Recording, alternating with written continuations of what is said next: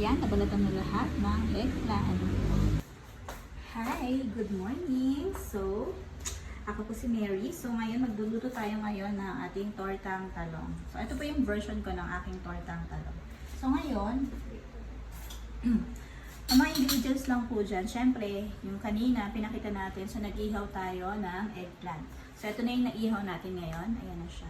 Ayan. Tapos, ang gagawin din natin is, kailangan lang natin ng 3 itlog.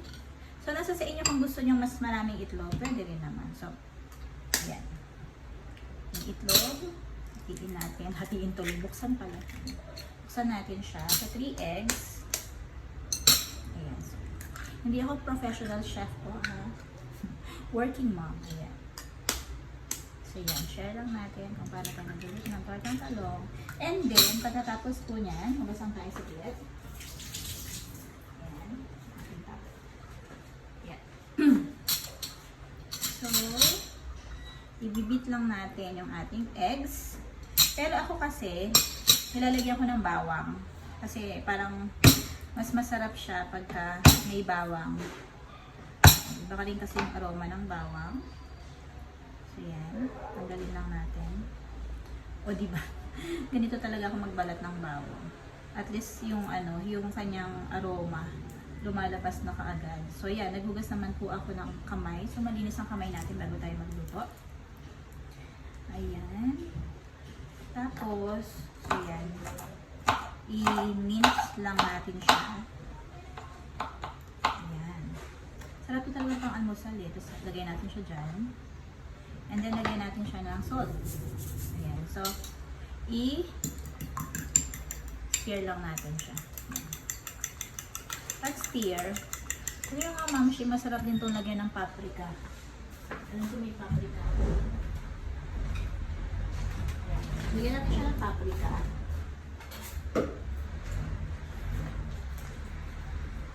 Ayan, ginipid ko yung paprika.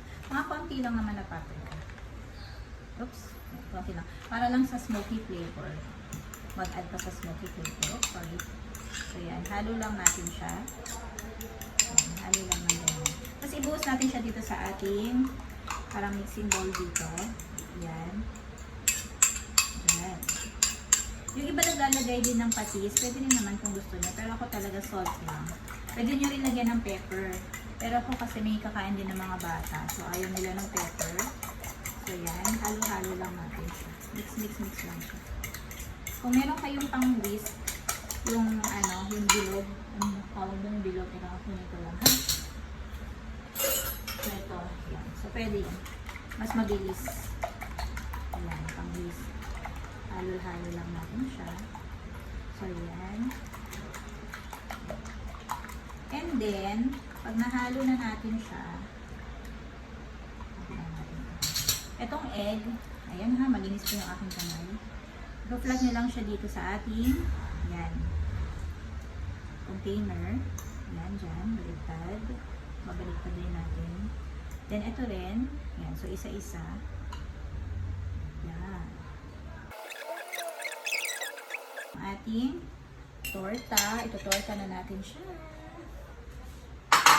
Yan, set na natin yung ating, ano siya.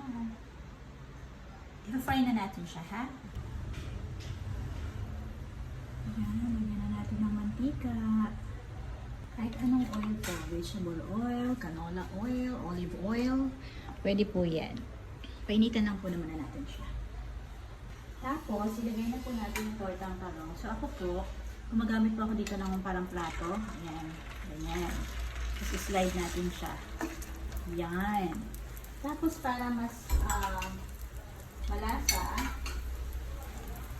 So, pwede natin siyang dagdagan ng itlog. Yan, habang niluluto. Yan, ganyan. Para mas marami siyang egg. Ayan. So, lutuin po natin yan, yung kada sides po niyan. Mga 2 minutes. Yan, 2 minutes. Niladagdagan ko lang po ng itlog.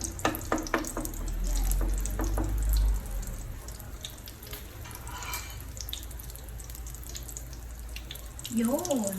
Ayan. So, after mga 1 to 2 minutes, kailangan natin siyang ibaliktad. So, kumuha lang po ako dito ng tong. Ayan, para ma-assist. Ayan, masira ang ating eggplant. Ayan. Yes. O, diba? Ayan. Ayan, itlog. Ayan, lutuin po natin ulit yung other side ng mga 1 minute pa.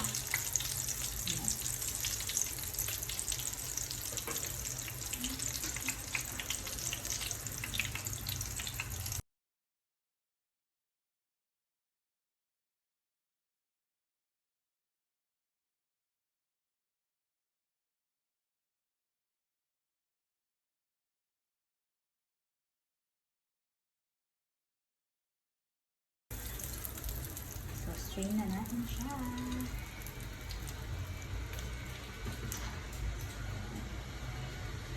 Patayin na natin ang ating stove. So, ayan na. So, ito na ang ating tortang talong.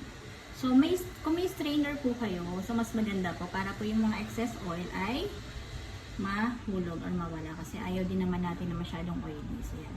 Pwede na itong iserve. Salamat sa panonood. Enjoy eating!